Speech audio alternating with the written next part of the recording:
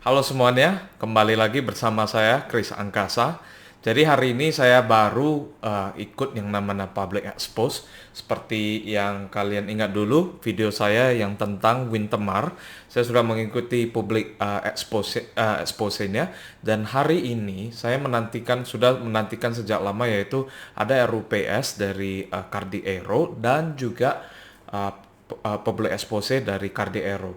Jadi kalau yang ada yang ingat, saya sudah bahas tentang surat saya kepada manajemen dan hari ini saya cukup mengantisipasi ya tentang rapat yang mereka kumpulkan. Jadi seperti biasa, public expose dulu itu biasanya sangat susah. Anda harus pergi ke perusahaannya. Jadi biasanya saya harus terbang ke Jakarta untuk mengikutinya. Tapi kali ini internet begitu mudah, kita dapat mengikutinya secara online. Nah, jadi buat teman-teman yang mengikuti saham di dunia, saya sarankan juga Anda bisa mengikuti Pubex yang diadakan oleh IDX. Nanti saya akan kasih schedule-nya. Nah, sebelum saya mulai, sedikit disclaimer. Jadi, semua video yang saya buat itu sebenarnya untuk kepentingan saya sendiri. Jadi, saya pengen untuk merangkum dan merecord proses belajar saya terutama di dalam dunia saham. Jadi kenapa saya mengatakan ini, karena mulai muncul nih pertanyaan-pertanyaan, Pak Kris, jadi saya beli saham ini bisa naik gak? Pak Kris, saya beli saham ini bisa cuan gak? Nah, semua yang saya bahas, kalau Anda perhatikan, saya sangat berhati-hati sekali kalau kita ngomong kalau membahas yang namanya valuasi. Karena saya percaya untuk setiap orang yang berinvestasi, mereka memiliki resiko profil yang berbeda. Nah, nanti saya akan ada satu video yang menjelaskan bagaimana kita sebagai investor retail harus menikapi cara berinvestasi masing-masing. Tapi kebanyakan perusahaan yang saya bahas itu bukanlah satu ajakan untuk berinvestasi. Tapi saya sekedar mau menunjukkan dan mau merekam proses investasi saya supaya saya bisa lihat lagi kembali ke depannya. Jadi ingat, the first and foremost interest saya untuk buat video ini adalah buat saya sendiri. Jadi maaf sekali teman-teman yang penasaran nih mau beli saham apa untuk supaya bisa cuan atau apa, itu bukan tujuan saya. Tujuan saya bukan supaya Anda bisa cuan bisnis, tapi tujuan saya kalau saya belajar, Anda juga bisa ikut sama-sama belajar. Nah, jadi untuk tadi saya ada bilang ya, di IDX kebetulan mereka buat Public Expose Live 2020. Jadi ini seakan-akan seperti serial dari IDX. Ini satu hal yang bagus. Jadi jadwalnya itu sekarang sudah mulai tanggal 24 Agustus 24 sampai 28. Nah, jadi Anda bisa ikut. Di sini ada link pendaftarannya di sini. Dan ini adalah perusahaan-perusahaan yang menjadi daftarnya. Nah, hari ini tadi ada juga yang ikut Astra, Gudang Garam, dan ini semua. Nah, Anda juga bisa lihat bahkan Wintermar besok tanggal jam 1 itu juga ikut. Jadi saya rasa ini event spesial yang khusus diadakan oleh ADX untuk meningkatkan awareness orang ya. Nah, makanya Wintermar kemarin udah sekali, ini dibuat lagi.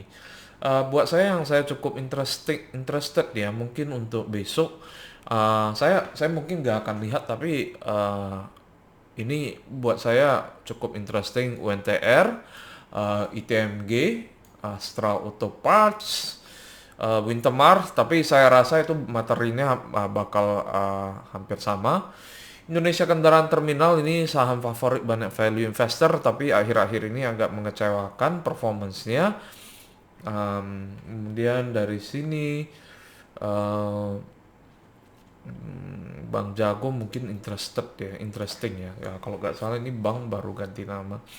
Kemudian ada Astra Grafia, kemudian Kino. Di sini tentu saja ada Bukit Asam dan Bank Rakyat Indonesia. Waduh, bersamaan nih. Jadi banyak soalnya yang pada megang, banyak teman saya yang megang Bukit Asam dan BRI. Ini bersamaan pula.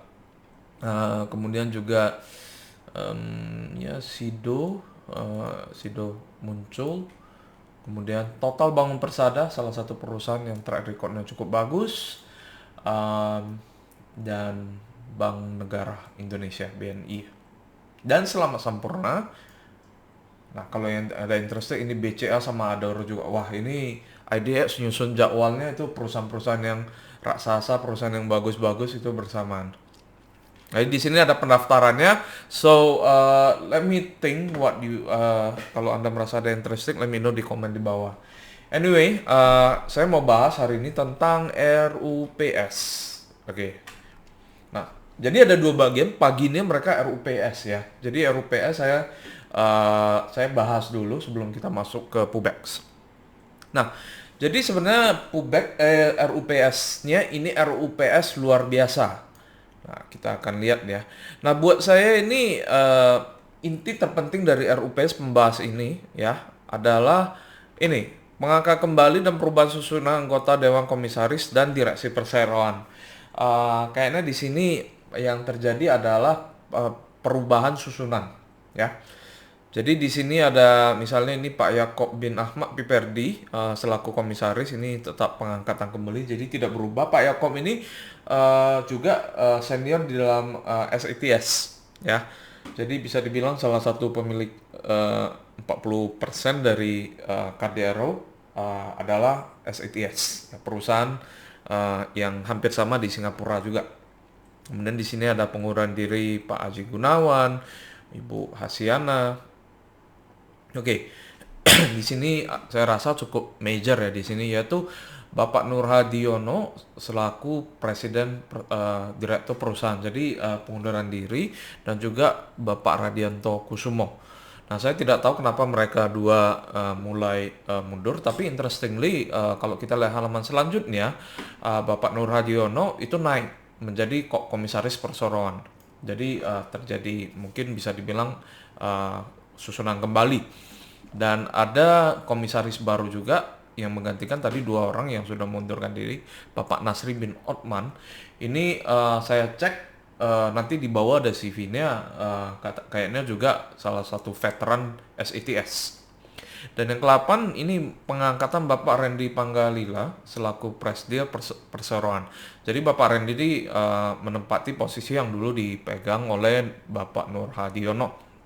Ya. Nah, di sini ada susunan baru nih ya. Saya rasa sekarang cukup interesting ya, karena di posisi direksi ini nanti kita akan lihat ya. Saya rasa ini mereka juga orang-orang yang buat saya cukup berpengalaman di dalam dunia corporate ya. Seperti yang kita ketahui, Ibu Widya Nawati juga udah lama di CAS. Ibu Suci juga kemarin baru naik sebagai CFO. Dulunya pernah di Unilever dan Nippon Indosari Roti ya. Nah, ini ada CV-nya Pak Nasri, background-nya juga NUS, dan Anda bisa lihat di sini ada SITS, Chief Operating Service JAS. Jadi sebenarnya dia udah di JAS, jadi bukan orang baru lagi. SVP di SATS Passenger, SVP di SATS Cargo dulu pengalamannya. Jadi ada orang yang sangat berpengalaman di dalam industri mereka masing-masing. Nah, Bapak Randi di sini tamatan backgroundnya teknik mesin, triple degree, MBA dari National University California dan San Diego State University, 3 gelarnya. Wow. Kemudian dulu juga pernah investment banker, dan ya moga-moga ini akan membantu beliau juga menyetir KDRO untuk mencapai KPI dan dari pencapaian, karena saya rasa CAS ini sebuah perusahaan yang sebenarnya angkanya itu bisa bagus. Cuma memang kita perlu melihat mata kita harus tetap mengarahkan ke KPI yang benar ya. Di sini juga ini kebanyakan banking ya. Ini kemungkinan besar di asuransi accident and health, mungkin saya salah. Kemudian ada bank insurance, Danamon juga. Jadi cukup berpengalaman. Nah, dulu juga pernah di Trimega, consumer banking, Western. Wah, Pak Randy ini sudah kemana-mana ini kan. Presdir Bank Ganesha, Group Health Mobile Indosat Oredo, wow, Independent Commissioner PT Juris Insurance, Presdir Energi Pelabuhan Indonesia, Presdir Pelabuhan Indonesia Investama. Ini kalau nggak salah juga bagian dari Pelindo. Jadi di bawah ini tidak begitu, buat saya tidak begitu major ya. Tapi ini sebenarnya perubahan yang baru, jajaran manajemen yang baru. Harapan saya memang tim yang baru ini bisa bekerja ya. Tentunya mungkin mereka perlu 1 sampai 3 tahun, terutama fokus mereka pasti untuk menstabilkan perusahaan, terutama di masa COVID sekarang. Dan I'm looking forward apa yang akan tim mereka lakukan selama 2 sampai 3 tahun ke depan. Jadi buat saya sebenarnya ya artinya ada dua hal. Satu, terlepas dari performance dari KDRO di masa lalu, sekarang SETS juga mungkin uh, akan mendukung, support dengan orangnya juga dengan expertise mereka ya. Tentunya ini sesuatu hal yang positif. Oke, kita lihat di public expose. Saya akan dengan cepat ya karena banyak informasi yang sebenarnya diulang ya. Jadi saya akan mungkin di poin kedua dan ketiga saya akan bahas. Oke, profil perseroan ini adalah CAS Group. Jadi tahun 1984. Nah, jadi di sini PT JAS ini sebenarnya yang paling buat saya bisnisnya yang paling besar. Nanti kelihatan kok ya. Nah, jadi bahkan di ini ada Aero Engineering untuk maintenance pesawat dan lain-lain. Nah, ada JAS Facility dan in-flight catering. Jadi di sini juga ada 2017 ada pembelian Jakarta Aviation Training Center. Ya, kemudian ada berita baru di sini yaitu CAS Group dengan Changi Airport mereka JV ya untuk menang untuk ngurus bandara udara internasional di Labuan Bajo. Setahu saya ini adalah proyek pertama CAS untuk manage airport ya. Jadi saya nggak tahu unit ekonomisnya seperti apa, apakah itu bagus atau enggak. Tapi seharusnya logika gua kalau misalnya Labuan Bajo menjadi destinasi yang bagus, ini menjadi satu captive market buat CAS ya, terutama partnernya itu Changi Airport. Jadi dari segi operasional resikonya udah sangat rendah. Oke, ini adalah strukturnya. Nah, seperti yang saya katakan, di sini ada PT Cardi Asset Management and Affiliate 43%. Ini setahu saya ini adalah mungkin pemilik awal dari CAS sendiri. Kemudian SETS ada 41,65, publik sekitar 15%. Nih, saya itu termasuk di dalam 15% itu. Jadi senang juga. Tapi anyway, floatnya tidak terlalu tinggi ya. Di sini Anda bisa lihat ya, bahkan di level JAS Airport Services di sini. Kemudian juga JAS Aero Engineering, dua divisi ini. Ini mungkin nggak kelihatan, saya pindahin dulu. Oke. Di sini ada CAS itu 50,1 dan 51%. Jadi ini dua bisnis yang cukup gede ya, dan partnernya di sini Airport Services adalah SETS 49,8. Kemudian yang di Aero Engineering itu SIA Singapore Airlines EC ya. Di sini juga in-flight catering 78,3%, SETS 20%. Jadi Anda bisa lihat tingkat kepemilikan dari SETS, SIA dan ya intinya perusahaan Singapura itu cukup gede. Makanya itu salah satu confidence saya bahwa perusahaan ini manajemennya harusnya bagus karena Singapura itu ya cukup oke lah, apalagi perusahaan sekelas SIA dan SETS ya. Oke. Next, kita lihat. Nah, ini adalah solusinya. Basically ada destination, ada CAS Food, Facility, dan People. Ini adalah nama-nama PT-nya. Saya nggak akan bahas terlalu banyak. Oke, sekilas tentang CAS Group. Ini ada informasi. Anda lihat di sini melayani 5,3 juta penumpang, menangani 109.000. Nah, Anda lihat ya, untuk di destination 5,3 juta penumpang itu sebenarnya bukan jumlah yang banyak. Ya, jadi kalau Bandara Jakarta sendiri Soekarno-Hatta setahu saya itu puluhan juta. Jadi mungkin bisa dibilang nggak sampai 10% dari traffic di Soekarno-Hatta. Nah, kenapa begitu? Karena CAS itu spesialisnya itu banyak di perusahaan internasional, penerbangan internasional. Nanti kita akan lihat bahwa sebenarnya market share dari CAS itu untuk penerbangan itu tidak begitu gede. Tapi market share-nya itu captive, jadi tidak ada trend bahwa market share-nya itu mereka semakin kecil ya. Kemudian ada Charles Boga, ya itu pertanian 1000 tahun gua. Kenapa dengan bisnis seperti ini, solusi Boga itu kenapa nggak make money ya? Karena ada dua hal buat saya. Satu, as it is make money di divisi catering mereka ya. Kedua, solusi Boga mungkin ini satu, karena saya ada pertanian juga, karena sebenarnya demand makanan itu cukup berubah ya. Jadi sekarang Anda lihat orang-orang ada yang namanya cloud kitchen. Jadi bisnis itu sudah tidak begitu ada banyak komponen dine in. Jadi sebenarnya Charles Food ini menjadi satu opportunity buat Charles Group kalau mereka mau explore bisnis model cloud kitchen. Jadi karena Charles Food saya rasa itu spesialisasi mereka itu untuk produksi makanan ya. Nanti kita akan bahas lagi tentang ini. Kemudian ada charge facility ya, 55 pelanggan. Nah, 55 pelanggan ini kebanyakan adalah either maskapai luar ya. Jadi kalau misalnya saya biasa kalau suka terbang pakai Jetstar, saya ke airport itu biasanya yang bantu check-in itu bukan karyawannya Jetstar, itu di outsource ke charge facility. Kalau tidak percaya, Anda coba lihat bajunya biasa ada logo kecil charge facility.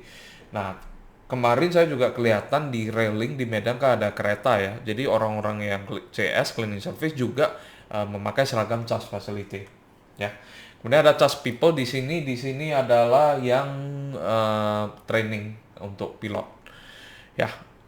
Oke, 9 maskapai nanti kita juga ada lihat ada sekitar 4.800 karyawan di Indonesia. Sorry.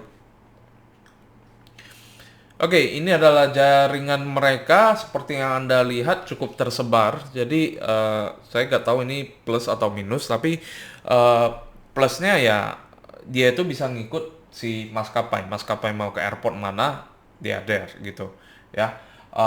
Kelemahannya mungkin di sini dari economy of scale, jadinya tidak begitu kelihatan ya. Nah, di sini ada ditulis di sebelah kanan.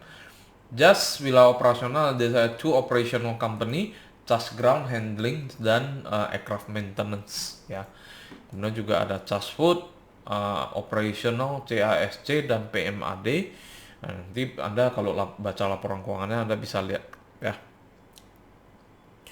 Kapitalisasi strategi bisnis, ini cukup tadi saya nggak gitu perhatikan ya.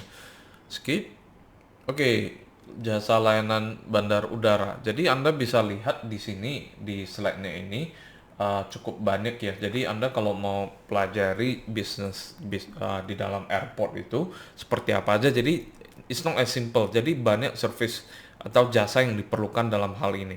Nah, perhatikan ya. CAS itu bukan perusahaan transportasi ataupun kargo ataupun perusahaan airline. Jadi mereka itu buat saya adalah industri jasa.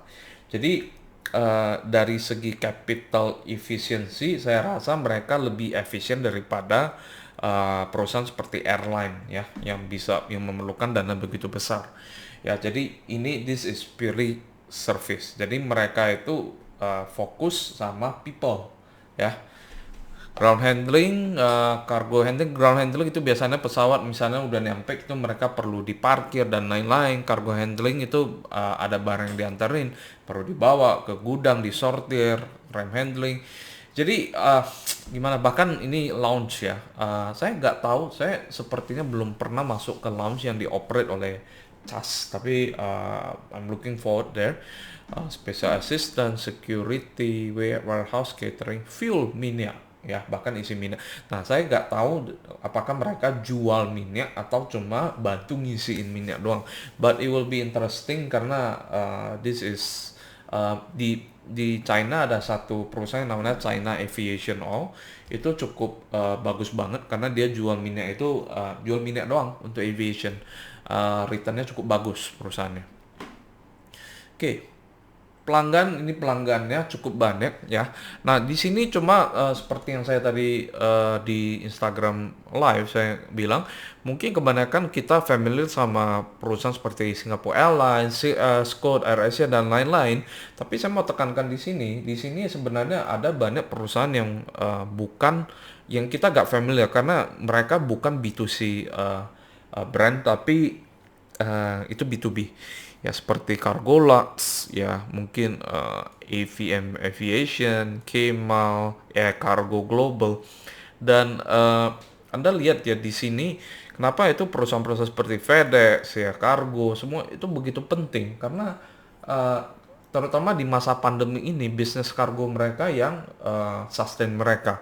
Jadi passenger itu turun, tapi dari kargo itu barang masih bisa keluar masuk. Oke, nah ini adalah jasa boga in flight. Oke, not very uh, gua. Nah gini aja, buat gue itu setiap kali saya lihat cas biasanya saya nggak begitu perhatikan dari segi foodnya, ya. Eh, tapi di sini ya, hopefully di masa mendatang ini menjadi divisi yang cukup gede. But as of now, saya rasa itu cukup kecil, ya, kontribusinya terhadap total revenue mereka. Oke, ini ada kayak sertifikat halal, kemudian rumah sakit, Toyota. Oke, oke. Next, ini manajemen fasilitas. Jadi Anda bisa lihat mereka itu lebih ke outsourcing, ya. Eh, Kemudian jasa pembersihan interior eksterior pesawat, bandara. Jadi Anda bayangin ya, cleaning service, cuci-cuci apa, jasa binato itu untuk hospital juga mereka ada. Jadi biasanya di outsource. Saya nggak tahu seberapa profitable ini atau apakah mereka bisa masuk ke bisnis hotel, ya. Tapi Anda lihat juga ini ada jasa pemberian fasilitas bahkan high end, ya. Ini Keraton at the Plaza dekat Plaza Indonesia. Ini Pama, ini kalau tidak salah ini adalah kontraktor batubara anak perusahaannya UNTR kalau tidak salah, ya. Nah, MNC Media bahkan sekolah nih ada yang Binus University nih kan. Oke, jasa pelatihan di sini balik lagi tidak begitu interesting. Ini buat saya ya, ini satu satu captive market ya, tapi I wonder itu ke depannya marketnya itu berapa banyak yang mau jadi pilot, karena demand pilot tentunya itu akan menurun di ekonomi pasca COVID. Oke, tinjauan industri Anda bisa lihat di sini. Indonesia diproyeksikan menjadi 11 ekonomi terbesar di dunia. Again, ini adalah proyeksi pre-COVID. Jadi bahkan tadi direksinya Charles juga dia tekankan. Jadi pre-COVID.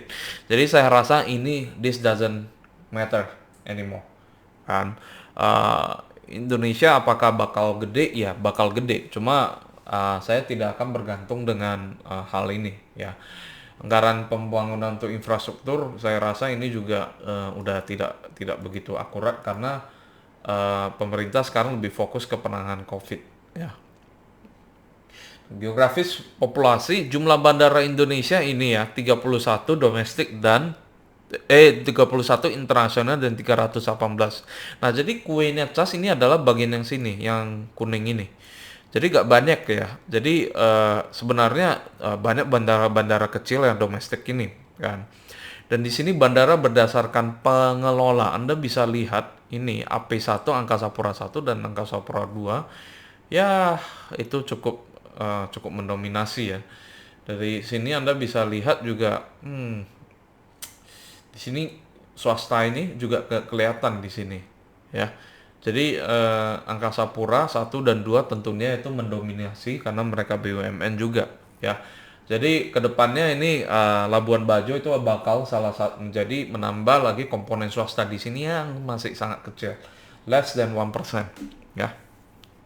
Kedatangan turis mancanegara di Indonesia dalam jutaan. Nah, ini penting kenapa? Karena sekali lagi CAS hanya melayani kargo atau pesawat yang datang dari luar negeri. Ya, Anda bisa lihat di sini setelah COVID ini turun banyak ya.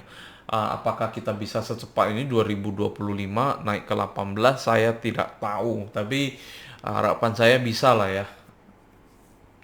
So, tujuan turis internasional Indonesia juga hanya 10% di sini. So, we have a long way to go. Ya. Keberangkatan penerbangan penumpang per tahun di CGK. Nah, ini Anda bisa lihat uh, ini 27. Tadi saya kalau nggak salah mereka melayani sekitar 5 juta ya. Oke, Oke, memiliki 4 terminal. Jadi kedepannya memang harapannya mereka akan memiliki 4 terminal Soekarno-Hatta ya. Oke, kinerja keuangan. Oke, nah di sini pendapatannya itu naik 13,7%, EBIT 9,8, EBITDA 10,4, tapi laba bersih 5,9.